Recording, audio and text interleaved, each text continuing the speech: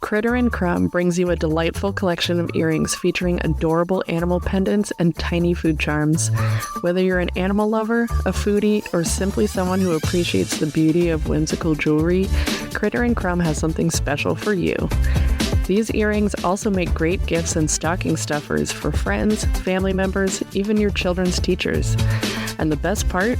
By supporting Critter & Crumb, you're not just getting a fabulous accessory, you're also supporting a small business that puts love into every creation. Head over to Critter & Crumb's Etsy shop today at critterandcrumb.etsy.com to explore their stunning selection of earrings.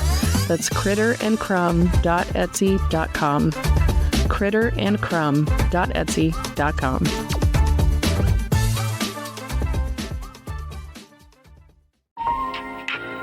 You are listening to Real Life and Other Fantasies, a podcast by engaging storytellers for engaged story listeners. Here's your host, author and journalist, Melvin E. Edwards.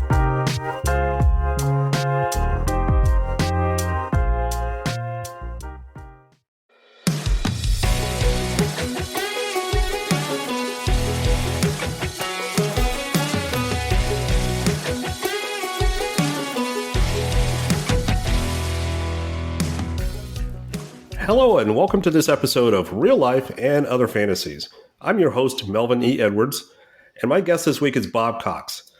Bob is a former senior manager for communications and public relations at Airbus Helicopters, Inc., and a former senior reporter at the Fort Worth Star-Telegram, one of the largest newspapers in Texas.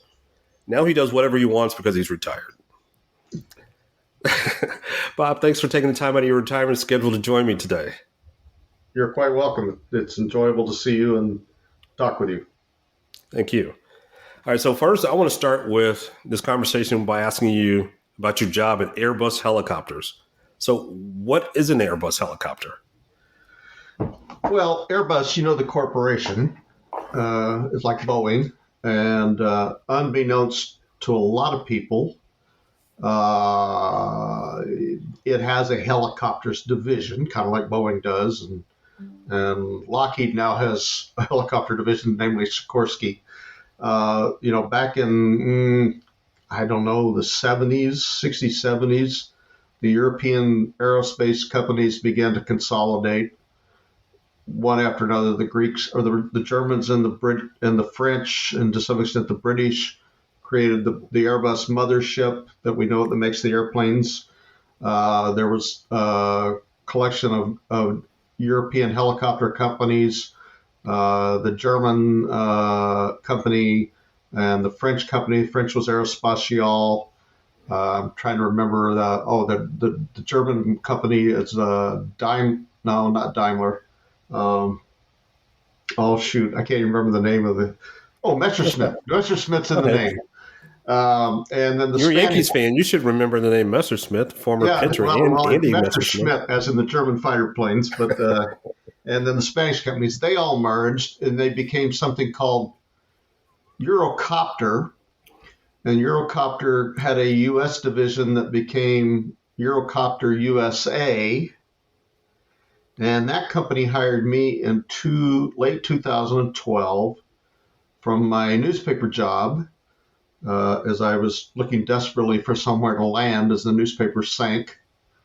And I knew the people. I'd been covering the industry to some extent for more than a decade, covering Bell Helicopter here in Fort Worth. Airbus at the Eurocopter at the time had just surpassed Bell as the leading sales company in the U.S. of helicopters. Globally, worldwide, big, of course. And then the year after I got there, or shortly after I got there, there were some more transitions. There's always transitions as any corporation, as you know. They're buying something, selling something, merging something. They said, we're going to be Airbus helicopters now. I went, what? And I had spent 20 years of my life, better part, knowing Boeing and working. My wife's father worked with Boeing. I covered Boeing. I knew Boeing CEOs and exes. Also, I'm working for Airbus, so it was a strange experience. But Airbus is the helicopter Airbus Helicopters is the helicopter arm of the Airbus Corporation, and that's not quite what its official title is. And they are the largest helicopter manufacturing and sales organization in the world today. Okay, so let's start from going back a ways, back to your birth. So you're native of Bakersfield, California. I am. I know one thing about Bakersfield. It's the home of Buck Owens. That's all I know about Bakersfield. The better thing was Merle Haggard. Okay, yeah, I forgot about that. You're a country music fan, so were you a fan of Buck Owens and the show Hee Haw? Not so much. In my family, Buck was kind of looked down upon as a hick. Now, I knew the music. I'd heard it. Didn't know much about it as a kid. Was more, in my high school years, Haggard broke out into the more mainstream, Mama Tried and The Prison Story. And then, of course, Okie from Muskogee, which burst him into the pop music scene in a way. So I was a Haggard fan. You knew the Buck Owens music. I can't honestly say I began to really appreciate it in probably about 30 years ago, mid-90s.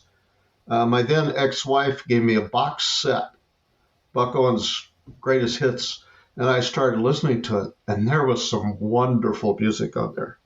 Just some outstanding music. For the time, when they were in the 50s and the 60s, they were doing things with the electric guitars and the Fender Telecasters. There was some fabulous music. The whole Bakersfield sound was invented by Buck Owens. Yeah, the Telecaster, and that's, so I've subsequently gotten a lot more knowledgeable on that era of Bakersfield. There's a famous bar there called the Blackboard that I never got into. That was the scene of a lot of brawls and knifings and gunshots, and back in I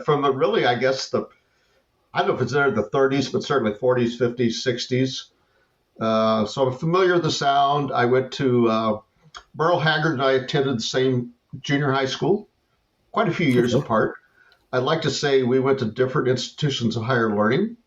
He went to San Quentin Prison, and I went on to college.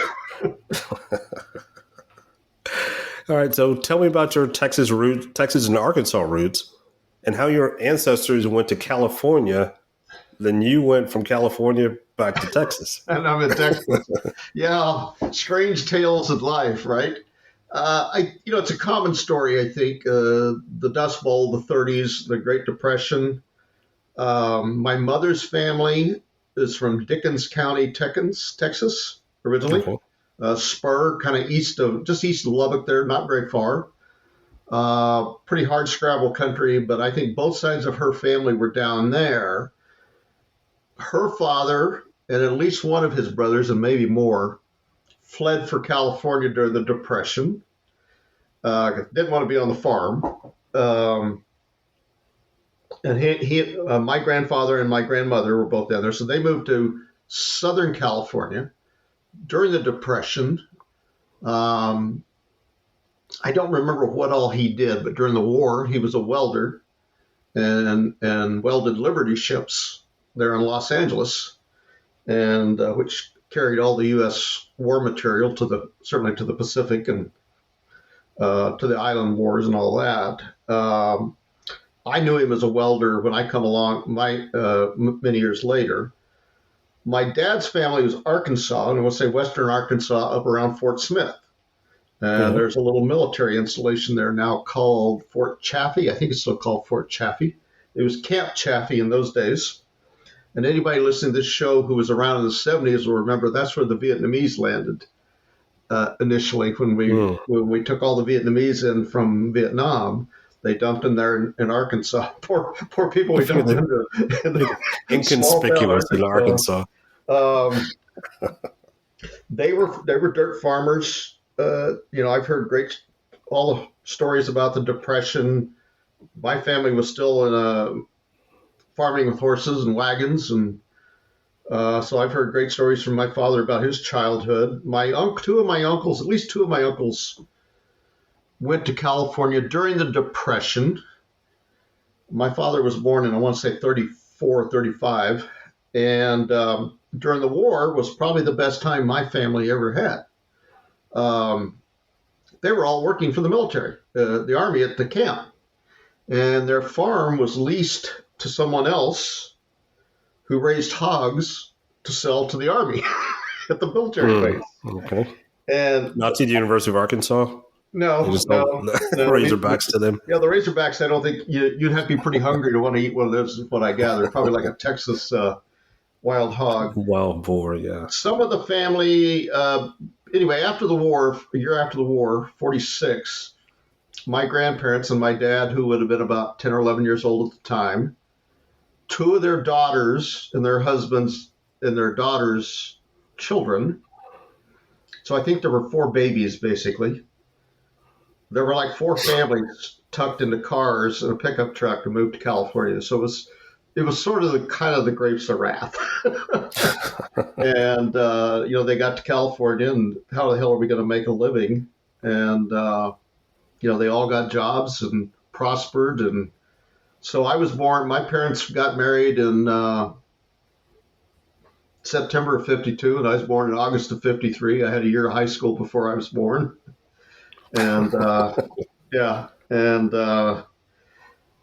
grew up kind of redneck, Arkansas, Texas roots. There weren't a lot of, the racial stuff was all around you, and you knew how to work. People knew how to work, and they survived and they thrived. I had, of my dad's 6 siblings, my grandparents had 20 grandchildren on my dad's side. And most of those I knew growing up. Their Christmas and Thanksgiving would be at my grandparents' house, and there's all these people and masses of food and talking and arguing. And you may have had some of those similar family experiences. Yeah, you said 20 grandchildren. That seems like a lot to most people, I'm sure, but to me, that's not that many. No big deal. I probably have 100 first cousins. Oh yeah, I had 20. Well, subtract the 4 of us, so 16 first cousins, 2 of which were my oldest uncle's second marriage. And so there were 2 younger than us, but okay. Not many on the other side of the family. A lot of people moved out from Texas. My grandmother's side of the family, a lot of them ended up farther up the San Joaquin Valley around Modesto, and into the Bay Area some. So I like to say with the Buckhorn song, first generation California Okies, there were a lot of us like that. I am not ashamed of the term Okie. I'm not technically an Okie, but I embrace the term. But you claim the term. Yeah, these are people who came from nothing. Again, in the Depression, were farming with dirt horses and dirt, and you hear the stories. They were eking out a living. They were probably just one notch above sharecroppers, truth be told. Okay, that actually leads into my next question. With your family coming from such a hard scramble background, was there priority for you to go to college, or is that something that you sort of developed an interest in later on? My parents said you will all go to college. They said all 4 of us would go to college. You'll go to college. You'll go to college. So it was never a question to me. I didn't know what the hell I was going to do when I got there. I, like you, had dreams of growing up and playing baseball, and I was going to replace Mickey Mantle as center fielder of the Yankees or something, and one thing or another. I wasn't an particularly outstanding student in high school. It got worse as it went along. But I went to college. Somewhere along the way, I had begun to develop an interest in journalism, reporting, doing some sports writing. I spent 2 years at junior college. I was working a part-time job, 20 to 30 hours a week. I was stringing sports for the local daily and doing some sports for the weekly in the little farm town out where I lived. So I wasn't doing a lot of studying. The biology class, I remember the test going, my God, did I look at this? And I transferred to Cal Poly San Luis Obispo as, 4-year school. And interestingly enough, this always amazes me even today. I had a philosophy class at 8 o'clock in the morning. Now, coming from my roots, why would you have a philosophy class? I had no clue. And the final, I got an A in it. The final exam was a take-home essay, and you had to pick a great philosopher and write about him. And I got an A. I thought, oh my God, Nice. I can do this. And then I kind of got, okay, I want to get my grade point average up. And then at that point, the journalism was beginning to take more focus. And I ran into a great teacher, mentor, became a dear friend, almost a second father figure to me. And other things happened. All right, so you eventually went on to a career in newspapers, and I'm wondering what do you think is the best story you've ever covered in your journalism career? That would be hard to say. There have been some really incredible stories over the years at different phases. I early on sort of, what's the story behind the story? Dig it a little deeper, turn over the page, the investigative sort of thing. Of course, Woodward and Bernstein had done their thing in the 70s. And I didn't set out to do that, but I quickly gravitated in that direction. I was reading the Wall Street Journal every day and just going, these are wonderful stories, and read the New York Times. So that was my aspiration. I covered a lot of agriculture in California. I would say, California agriculture, there were so many different crops, and everyone had its own politics and its own economics. We did an investigative piece, another reporter and I spent months and months and months digging through this fellow's past, who had somehow managed to borrow $50 million from the U.S. government. Wow. Now, this is 1982, 83, so $50 million is a lot more money than it is now. 40 years ago, that's probably $100 million at least. Yeah, at least. And it was just obvious. How the hell does this guy get $50 million from a program that's supposed to lend maybe $1 million to somebody, if they were a big farmer in Iowa or someplace? And we spent countless hours in records, researching family records and financial records and all this. That was huge. Our editor did nominate us for a Pulitzer. Nice. The San Jose paper, San Jose Mercury News, won the Pulitzer that year for writing about the Marcos family. And I said, well, actually, I think our story was just as good. We just didn't count Imelda Marcos' shoes. So you only could count up to 50 million. You can count beyond that. And then the interest, and there were other deals. And we actually FOIA'd, Freedom of Information Act, the government, for records. And they said, well, you can't have the records because they're part of, by this point, a federal investigation, Justice Department investigation. I said, no. We just want to see the loan records. We don't care what you're investigating. We want to see the loan records. And initially, I don't remember, it was Justice Department, I think it was Agriculture Department, turned down our FOIA. And I thought, there's no way in the hell our editors will ever go for this. And the then CEO of the newspaper, a businessman, he cared less, truth be told, about the journalism. He walked in one day, he said, we wrote this one set of stories, and laid it all out in the family history, sordid family history. And he says, I think we should sue the government for the records. He could have knocked me over with a feather. And again, this is a businessman, not a newspaper guy. And our editors really they didn't care anymore about it, And he said, let's sue the government. So we got our lawyer, filed a lawsuit. A couple of 3 months go by. One day I get a phone call from a lawyer at the Justice Department. He goes, I can't really defend this. I can't defend this. How about if we give you access to all those records? You withdraw your lawsuit and pay your own expenses.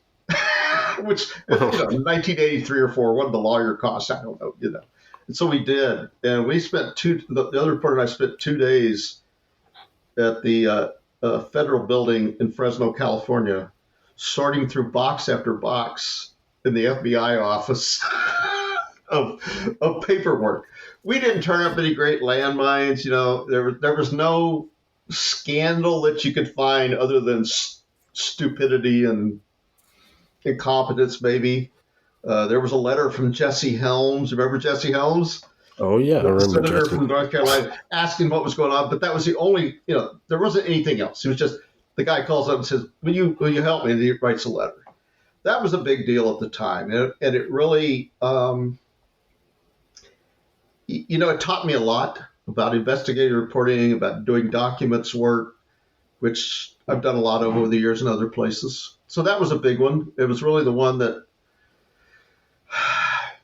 I got a couple of awards for, and it sort of set the scale. There have been others that have probably been more important in the grand scheme of things. I spent several years writing about the V-22 Osprey tilt rotor crazy airplane, the helicopter that the Marines still find new ways to crash and kill, and it's a mess. But it's the U.S. government, so they spend their money and they don't ask a lot of questions. They ask questions, but you don't really stop the train for money. All right, so you're retired now. Do you still consider yourself a journalist? Will you always consider yourself a journalist? Yeah, I think so. Yes, I read a lot of news. I don't take a single newspaper at home.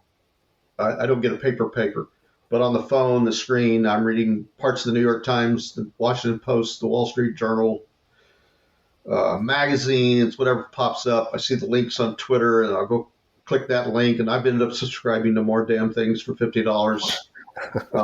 I love reading really good investigative type journalism where somebody just keeps turning over the stones, and eventually you find enough pieces of the puzzle, a great story comes together.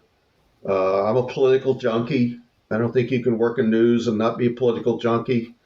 I did newspapers for 33 years, so it's pretty well ingrained in my system. I did 33 years of that and really the last 7 years of corporate, so I'm much more of a news guy than I am a communications guy. But the communications will pay some, so I still doing some of that. I understand. All right, so we're going to do a left turn here, right turn, whichever direction turn you want to take. So let's talk about fatherhood. So you mentioned that you're a father with two children. You were a single father for quite a while. Mm-hmm. And so was I. So I understand that dynamic. And sometimes it's not a competition, but women who are single parents, people seem to understand that difficulty. Yeah. But when men are single parents, it's often overlooked. And unfortunately, I think sometimes men don't get enough credit, and because of that, they tend to not give enough effort. That's a generalization. But I'm glad to hear that you gave that effort, and you had to make some career sacrifices in order to do it. But I'm sure that's something that you feel like was well worth it. Talk to me a little bit about that situation and what it was like. Melvin, I had no clue what I was getting into when I had my first child. I'm sure you didn't either. No, not at all. They hand you this thing at the hospital and you go, oh my God, my life has been upended. And, from day one, I was changing diapers and feeding, and it's just, my father was kind of the distant, didn't participate in much of that, This was me. I'm going to get involved. So I'm 27 and daughter number one comes along, and I don't know, it changed who I was in many ways. And I think 4.5, 5 years later, number two comes along. And I always tell friends, I said, the first one, you're scared to death. You don't know, you're going to drop them. You're going to make a mistake. You're going to ruin their lives. Second one, you relax. You enjoy more, I think. I mean, I did. And they were totally different personalities. And I made a decision, including, then wife and I made a decision. We were going to move from California to Wichita, Kansas for a career. Not a good decision, not a well-informed decision, not a well-thought-out decision. And if you can imagine moving from California to Wichita, Kansas, you're going, oh my God, what have I done? The job wasn't what I thought it would be. I had taken a pay cut. You're just horrible. And at that time, I was pretty depressed. I was clinically depressed. And at that time, the kids were what I had. And, I remember, I was telling some friends just a little bit ago, my youngest would say at night, Daddy, put me to bed and read to me. And one night I'd realized she was actually reading to me. But, but it was so cool. It was so cool. And then the wife said she would, I want out of this and whatever. I'm in Wichita still. And what are you going to do now? Well, I'm going to stay with these girls. So, there's the shared custody thing and weekends and Wednesdays and, it was not always fun. But I have two grown, now middle-aged daughters. And when they call and they say, hey, Daddy, I melt. I don't, at that point I had to say, I'm going to stay here. I wanted to work for the Wall Street Journal or I wanted to work for the Seattle Times or whatever it was. There were a couple of calls I took. And I'm going, I just don't think I'm going to leave. I always lived within a mile of my ex so that I was close to the kids. I had a dog. She knew where her kids lived. She would cross a busy street to get there and show up on their front porch. To this day, I've done some things in this life that are a pretty big deal, but the fact that I've got two pretty normal daughters, and when they say Daddy, my old heart still melts. That's a big deal. That's a trophy you can't hang up on you can't put on the mantle, but you cherish it. That's a reward. We went through hard times. We went through difficulties. But there's little moments. I remember taking my daughter to the oldest daughter, to the boat show. I was a fisherman then, or I tried to be. And they'd gone fishing in the boat and stuff with me. And we went to this boat show in Wichita, and they have these ice chests there with striped bass in them, caught up at Lake Texoma. These guides are there advertising. I said, would you like to do that? She's 10 years old or something. So the next year, I set it up. We came down from Wichita to Dallas. We spent the weekend. We went to Dallas one night. We went to a Rangers game at the old ballpark right up on the freeway there, and the old windy outdoor stadium. And then we went fishing at Texoma. And it was a daddy-daughter, very just cool thing. Looking back on it, that's pretty awesome. That's pretty awesome. She was catching fish. The guide threw her line out, and before he could even get, she had a fish on, and reeling it in, and the best of times. Wonderful those are the things. memories that you never forget. You can always share those things. Yeah, my story as a single dad are similar. I had twice as many kids as you, though. I had four kids, three girls and a boy. Oh, and wow. I moved from Texas to Maryland. Oh. And didn't quite work out, my job or my marriage. We separated about a year after moving there. Oh, and wow. my ex-wife decided to settle in Maryland, so I decided to stay there to be near the kids. And my youngest daughter at the time was 3 years old. So my commitment was to stay there until she graduated from high school. So that was 15 years that I was committed to being at a place where I wasn't really desiring to be, except my kids were there, and that was the only thing that mattered. And so I don't regret that at all. I'm thankful I made that commitment to them. I know our relationship is good today because of that. Yeah. I made sure they were safe and secure, and that's something that I will never regret. One thing you mentioned about the difference between your first and second kid and how your confidence grows as a parent. The way I used to describe it when I was a younger dad to younger, even younger than me dads, like with your first kid, your kid has a pacifier and they drop it on the floor or on the ground. You pick it up and you get a pot of boiling water and you boil it to make sure it's sterilized, make sure it's cool off, and then you give it back to them. With the second kid, they drop the pacifier, you run it under some hot water in the sink, and then you give it back to them. The third kid drops the pacifier, you pick it up, and you just wipe it off on your pants. and you give it back to them. And then with the fourth kid, you just pick it up and stick it back in their mouth. That's the progression or regression of parenthood. They're really hard to screw up, So that was my experience anyway. Yeah, no, you do. You learn that this little crisis, they're going to fall, they're going to hit their head, it'll all be all right tomorrow, Yep. You hope so anyway. You hope so. There's days, but no, it's when I remarried, we had been talking about it, my current wife and I, and she was 40, 39, I don't know. We're getting past the point, and I finally said, look, let's get married, but I'm done. I could see I was 4 or 5 years away from child support being over. But I might have done it if I was younger, because there was a time I wanted another one. Okay. Well, I'm sure the two you have are joys in your life, and one of them lives in Australia. Is that correct? One of them lives in Australia. She's now in Melbourne, Australia. She's lived there for, good grief, 12 years now? Yeah, she left here in 2011, and after a hot summer trying to get a real job and slinging beer in Fort Worth, and finally she said, I'm out of here. And we knew there was a guy she'd met in Australia previously, and and they got together, and he's a great guy. And so how often do you see her?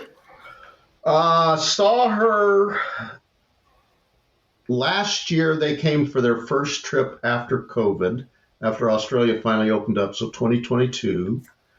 We had not seen her. We might have seen her. She's been here 3 or 4, maybe 4 times in the intervening 10, 12 years. We went down in 2018, spent 2 weeks in the Sydney area with them when they were living in Sydney at the time, which was a wonderful trip. I highly recommend Australia. The people are a lot of fun. And we're discussing whether we can go next year or not, financial issues and all that fun stuff. But not often enough. I can't just pick up and go see her. On the other hand, my other daughter lives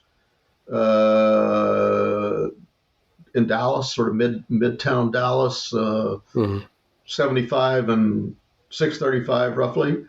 And I haven't seen her in 2 months, but I know she's there, and we talk on the phone. Right. She's busy. I'm busy. Right. But you get to see her. I do get to see her. That's a good thing. All right. So a pretty big thing happened this year with baseball in the Dallas area. I'm straining to bring that up because my team is the other team in Texas. But the Texas Rangers won the World Series, and I know you're a baseball fan. I don't think you're a Rangers fan. I think you're a Yankees fan. Is that correct? I'm a Yankees fan. All right. So how did you become a Yankees fan, being from Texas or being from California and then Texas and Kansas? I can only attribute it to the Yankees were the winners back in the 60s. And I first probably didn't become aware till I can remember asking my father about did the Yankees win the World Series in 1962? And you may be, you're too young. You weren't even around then. I wasn't born yet. I believe the last out of the game was Willie McCovey hit a screaming line drive right at Bobby Richardson in the 7th game. He said, they're lucky or something. So I'm aware of it.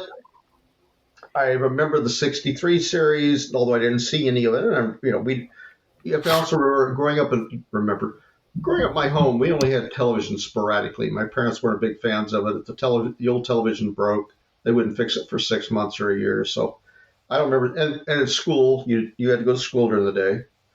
So I remember the 63 series and the Yankees being swept by the Dodgers. Why I became a Yankee fan, I can only assume, A, it's their winners, and B, of course, Mickey Mantle was my boyhood hero. I'm thinking there's something to him being from Oklahoma, but I can't really tell you that's the exact reason. All I knew was at some point I woke up and I'm a Yankees fan. Mickey Mantle's my boyhood hero. And the Dodgers literally, from my house to the gates of Dodger Stadium, about 100 miles.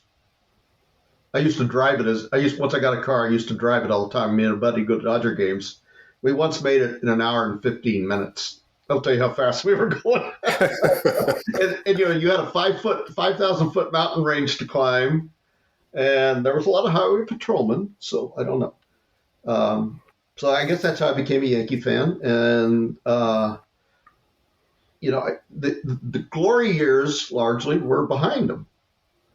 And then the 70s, you saw after Steinbrenner took over, and he had a baseball guy running the front office named Gabe Paul, old Cleveland Indians guy. And they put together some pretty good teams, and they lost to the Reds one year, and the next year they beat the Dodgers. And the next year they got Reggie and all the drama that ensued with Reggie. I went to one World Series game. Trying to remember it. I'm sure Reggie was with the Yankees that year. And somehow I knew in those days there was a company called Ticketron. They had counters in Sears stores, and they sold concert tickets and baseball games and all that. And I'm watching the Yankees beat the Kansas City Royals. The announcer said, or maybe it's the Dodgers after that. Or no, the Dodgers. And then Vin Scully says, and tickets to the World Series will go on sale Monday morning, tomorrow morning, whatever it was, at 8 o'clock at Ticketron. Well, where I lived at the time on the coast of California was about 20 miles from the next town that had a Sears store that had a Ticketron. And I'm there half an hour before the gates open, the doors open, with a lot of other people that got a World Series ticket. And that's the only World Series game I've attended. Was that 78? I think it was 78, and it was a 2-1 game. We were sitting in the right field bleachers in Dodger Stadium, which means the sun is right in your eyes. I just thought, if Reggie Jackson hits a screaming line drive, you'll never know it's going to hit you in the face, As it was, I think he hit a squib infield single in the first inning. You were safe from that. Mike Torres pitched for the Yankees, and Tommy John pitched for the Dodgers. Mike Torres is a dirty word in Houston for those of fans around my age, because really? Houston had a young superstar shortstop in the early 80s named Dickie Thon. Yes. And Mike Torres hit him in the face with a pitch. Oh, my God. And it damaged his eyesight, and he was never the same after that. Like he had just the year before, as a 22, 23-year-old, he won the Silver Slugger Award as a shortstop. Great speed, great defense. I remember the name, and I remember power hitter in the Astrodome hitting 20 home runs was pretty unusual. And Mike Torres, that's just a bad word in Houston. And he pitched for the Red Sox the year he pitched for the Yankees, before he pitched for the Yankees, and they beat him in that one-game playoff where Bucky Dent, bleeping Bucky Dent hit the home run over the wall. I remember that part, but I remember Torres pitched that game the next year as a Yankee. And I remember those Astros teams, not a lot, but I remember Joe Morgan and Jimmy Wynn and Larry Dierker. And that was the early 70s. Yeah. They traded away Morgan in 72. I saw Joe Morgan a lot when he became a Cincinnati Red. We'd go to Dodger games, and we'd get there. You could go for batting practice in those days and watch the Big Red Machine take batting practice. That was worth the price of the ticket right there. Now, they might get beat one by a Dodger pitcher, but Joe Morgan, George Foster, Johnny Bench, Tony Perez. Pete Rose. Wow. Yeah, that was an all-star lineup. It was. And I loved Joe Morgan. I loved him as an announcer. I thought he was a good announcer. No, it was Jimmy Wynn was the toy cannon. Joe Morgan was something else. Just Little Joe. They just called him Little Joe. Oh, but those two guys had so much power, and to have had play in the Astrodome, which was not conducive to home runs. No. I saw a video once of Jim Wynn and hitting a home run in Cincinnati that hit out of the stadium, and you could see the ball bouncing on the freeway outside the stadium. And he was 5'8", maybe 5'9". He played for the Yankees 1 or 2 seasons towards the end of his career, too, as I recall, when they were picking up odds and ends, Right. But I remember those two Astros well, and they had some good pitching in those days. Long forgotten, long ago, far away. Yeah, that was a long time ago.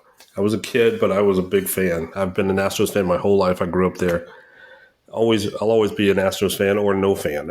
Oh, I remember. Once their season's over, my season's over. I remember building the Astrodome, and they brought Mickey Mantle in to see if he could hit the roof. I did little things from it. It's just my child. I mean, literally, what year did they open the Astrodome? 67? 65. Yeah. I mean, I'm 12 years old, and I'm reading about this in the newspaper. I was reading the newspaper real young. So was I. I used to sit outside waiting for the paper to be delivered in the morning. That's how much of a nerd I was. But I don't know if you heard this episode, one of my first episodes of this podcast, I interviewed Den Mann, whose grandfather designed the Astrodome. Yes, I did hear that. That was fascinating. Yeah, he did a lot of things in Houston. So it was really interesting to get a chance to talk to. I never got to go to the Astrodome. I've been to Minute Maid 2 or 3 times. Really enjoyed going there. When I thought there, maybe this indoor baseball's not such a bad thing. Then you come up here in Texas and sit there, it's 111 degrees or something. You're like, oh God. Yeah, one more quick story about baseball and climate control. Having grown up in Houston, where I went to all my games in the Astrodome, where it was always 72 degrees, no matter what the weather outside was like, and then Minute Maid came along in 2000. And it had a retractable roof. So if the weather outside wasn't 72, they would close the roof. Well, the first 2 games I attended as an adult outside of Houston, one was in Arlington. So I saw the Astros play in Arlington, and it was 108 degrees, and there was no roof, no air conditioning. The next game I saw outside of Houston was in Baltimore, and it snowed. So we got 108 degrees on one extreme and snow on the other. I'm thinking, why don't they have a roof on these stadiums? What's wrong with these people? That's when I knew it was going to be a struggle. This was the first time in my life I've ever, LA was close 110 miles or something. When I came here in 99 and could go to baseball games, it was for the first time, really. You could decide you're going to go to the baseball game and go. And I remember going that first year one night, get off work, go to the baseball game. I don't think my family had moved. My wife hadn't moved down here yet. And it was 99.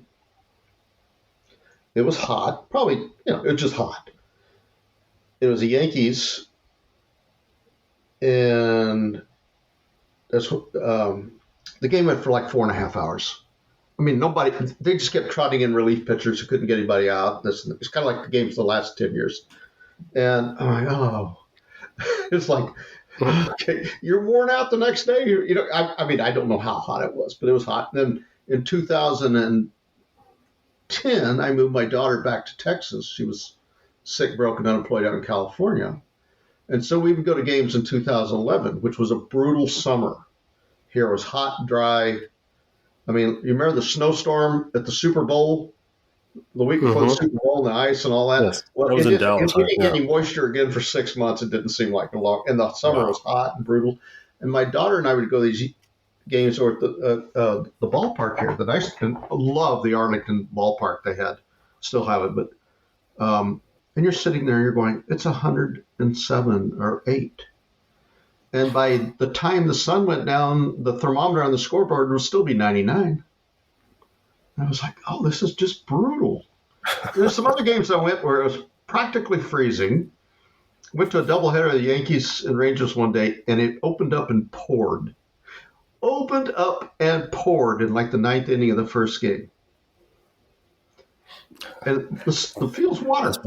And then it drains off. Got a roof now. They get it dry, and you have the second game. Well, now you got a roof. But the climate extremes were pretty tough. Yes, but it's all better now. You got climate control. It's all better. That's the way God intended it to be. Baseball indoors. Part of it doesn't feel quite right, though. You can't have a windblown pop fly. I don't care about all that. I just want to be comfortable. Those elements. You can deal with those at some other stadium, some other state that I don't have to be at in person. All right, so you talk about schedule and being a game lasting forever. Now that you're retired, you don't really have time. You're not as committed to time. So you've got more a free schedule now, and you can do sort of what you want. So what's a regular schedule like now for somebody who's newly retired? It was funny. I retired and we immediately went into the COVID lockdown within the first couple of months. And I had nothing to do. Of course, you couldn't do anything. I mean, I got like plans for retirement. I'm going to go do this and go hang out and listen to music and that. And I have this big black dog I'd adopted a few years earlier. And I got in the habit of walking. Well, I had to walk him morning and night. So we found a park right over here, right? We're close. Let's go find this park. And in the meantime, they'd moved a bunch of houses out of it and just left it kind of wild. And he and I would start going over there, and he just loved it. And you could talk to people walking their dogs, and so you had a little social life. And so we started walking, lots of walking, and then we'd walk again in the evenings. And that year I had no outside. I had one little outside quote job come up. I took on, and I billed $4,000 and got $1,000 out of it.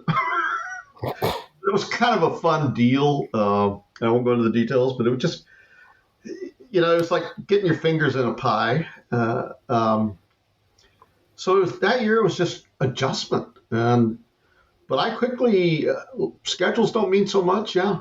And even now, I mean, I did yard work yesterday and I went to bed last night. Oh my God, I hurt everywhere. I take some Tylenol, the Tylenol PM, and a pain med, and I'm going to sleep. Well, the dog's getting me up at like 9:30 this morning. He was ready to get out. 9:30 is not that early, though. My dog. No, it wasn't that early. Wakes up at 5 o'clock. He's up at 7:30. My wife gets up, and he's willing to let me. But he's like, I want to go. So my life revolves now getting out in the morning with the dog, and we go walk. We're trying to, now that the heat finally broke, we're walking 3 miles, 2.5, 3.5 miles in the mornings. He chases squirrels. I walk. I've got some jobs. I've got a couple projects I'm working on. I'm waiting for people to pay me. So then I'll continue working. I spend way too much time looking at the phone or sometimes the computer screen, balancing my finances and reading the news. All right. Well, I just have one more question for you before we wrap up today's conversation. Yeah. So now what type of plans do you have for the holidays? This is being recorded the week of Thanksgiving and will probably air in a couple of weeks. Yeah. So what are you doing for the holidays between now and Christmas? I don't have any family in this area other than my daughter. I married a woman from Wichita, and you know this. You marry someone, you marry a family. We won't go into that in detail. But my mother-in-law is 85, and now we finally got her into a senior citizen place last year, having numerous crises and this. And so we'll go up and I will take her, my wife, and maybe my brother-in-law to Thanksgiving meal at a restaurant in Wichita.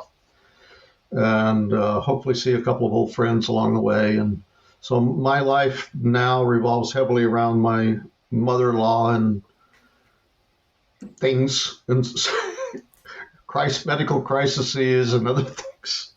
I am just booked a trip yesterday to California in the first week of December.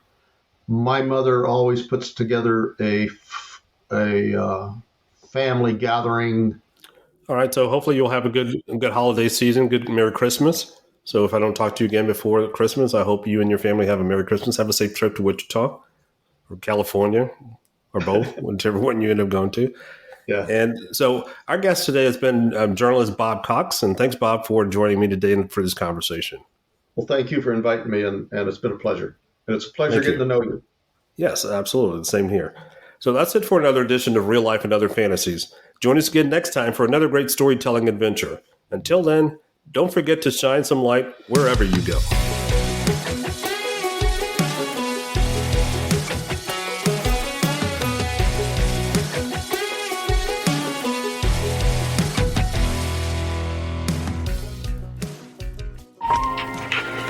That was another edition of Real Life and Other Fantasies with your host, Melvin E. Edwards.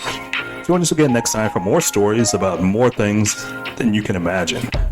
Some of those true stories may even be about real life. See you next time.